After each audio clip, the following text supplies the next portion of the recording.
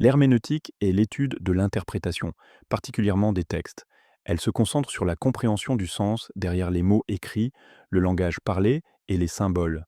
L'herméneutique trouve son origine dans l'étude des textes religieux, notamment la Bible, mais elle s'est depuis étendue à la littérature, au droit, à l'histoire et même à la communication quotidienne.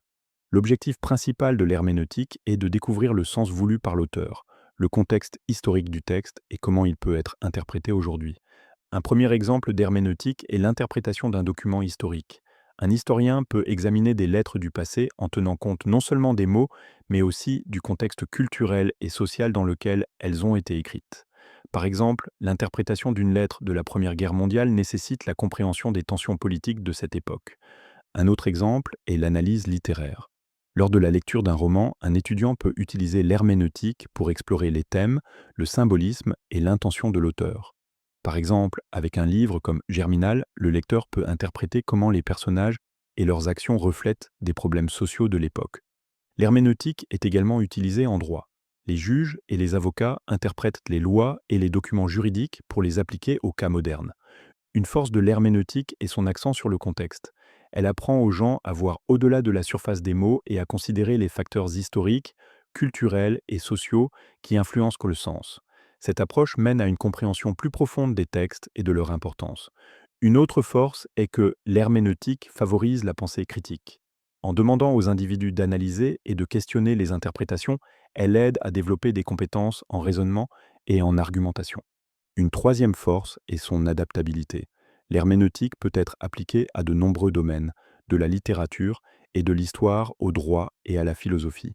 Cette polyvalence en fait un outil précieux pour comprendre des idées complexes dans différentes disciplines. Mais l'herméneutique n'est pas sans critique. Une critique est qu'elle peut être très subjective. Puisque les interprétations dépendent souvent de la perspective de l'interprète, différentes personnes peuvent arriver à des conclusions très différentes sur le même texte. Cette subjectivité peut mener à des désaccords et de la confusion. Une autre faiblesse est que l'herméneutique peut demander beaucoup de temps. Analyser les textes en profondeur exige effort et patience, ce qui n'est pas toujours pratique. Une troisième faiblesse est le défi d'équilibrer l'intention de l'auteur avec l'interprétation du lecteur. Bien que l'herméneutique cherche à découvrir le sens original, les expériences et les préjugés des lecteurs influencent souvent leur compréhension. Une alternative est le structuralisme. Le structuralisme se concentre sur les structures dans un texte, comme les modèles, les contrastes et les systèmes de sens, plutôt que sur l'intention de l'auteur ou le contexte. Il met l'accent sur la logique interne du texte lui-même, ce qui peut parfois fournir une interprétation plus objective. Une autre alternative est le formalisme.